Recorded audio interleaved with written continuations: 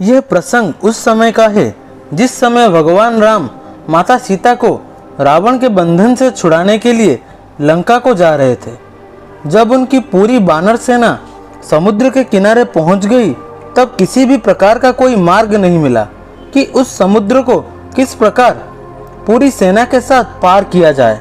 इसी के संदर्भ में गिलहरी का योगदान भी सम्मिलित हुआ है। आइए आपको उसकी कथा बताते हैं।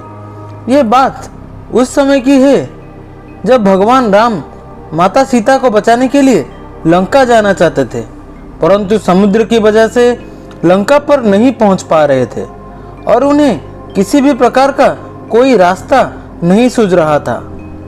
इस पर भगवान श्री राम क्रोधित हो उठे और उन्होंने समुद्र पर बाण तान दिया, जिसकी वजह से समुद्र देवता भयभीत हो गए और भगवान श्री राम के सम्मुख प्रकट हो गए और वार्तालाप में उन्होंने बताया कि आपकी सेना में नल और नील दो ऐसे बानर हैं जिसके जरिए आप राम सेतु का निर्माण कर सकते हैं और इस समुद्र को पार कर सकते हैं।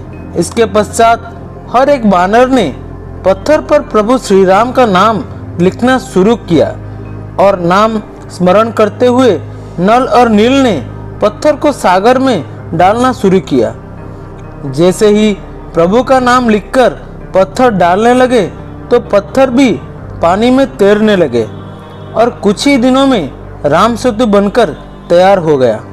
जिस समय राम सेतु बनाने में सभी बानर व्यस्त थे, उसी समय एक छोटी सी गिलहरी ने उन सभी को पुल बनाते हुए देखा था। गिलहरी ने मन में सोचा कि प्रभु श्री राम तो साक्षात भगवान हैं। उनके लिए जब ये बंदर राम सेतु बना रहे हैं और भगवान राम की सेवा कर रहे हैं तो मुझे भी सेवा में अपना योगदान देना चाहिए। ये सोचकर गिलहरी ने मन ही मन प्रभु श्री राम के चरणों में नमस्कार किया और दूसरी तरफ अपनी सेवा शुरू कर दी। समुद्र तट के पास रेत का बहुत बड़ा ढेर था। जिस प्रकार की गिलहरी की क्षमता थी उसका ये पूरा उपयोग कर रही थी और उपयोग करके श्री राम के कार्य में लग गई। ऐसा देखकर बानरों को बहुत ही ज्यादा आश्चर्य हुआ। एक बानर ने गिलहरी से कहा, अरे तुम बहुत ही छोटी हो और एक एक कण रेत लाकर समुद्र में डाल रही हो, क्या तुम्हारे ऐसा करने से पुल का निर्माण हो जाएगा?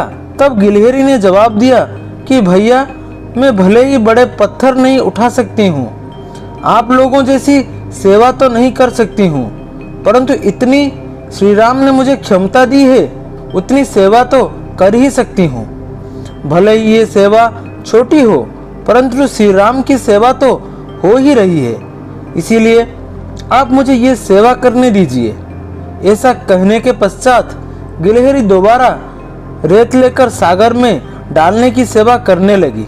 इसके पश्चात जब ये दोबारा रेत लेकर समुद्र की ओर जाने लगी तब किसी ने बहुत ही प्रेम से उसकी तरफ देखा। जी हाँ, वो श्री राम प्रभु ही थे। जैसे ही श्री राम ने गिलहरी को देखा, उन्होंने गिलहरी को अपने हाथों में उठा लिया।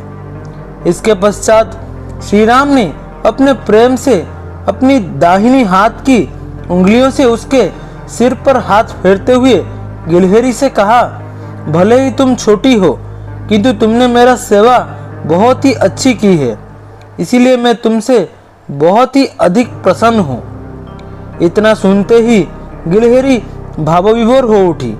उस समय गिलहरी की पीठ पर भगवान की उंगलियों के निशान प्रकट हो गए थे, जिसके वजह से आज तक गिलहरी की पीठ पर धारियों के निशान दिखाई देते हैं। वो प्रभु श्री राम की उंगलियों के निशान है। अगर वीडियो अच्छा लगा तो वीडियो को लाइक कीजिए और अपने दोस्तों के साथ ज़रूर शेयर कीजिए और हमारे चैनल को सब्सक्राइब करना मत भूलिए।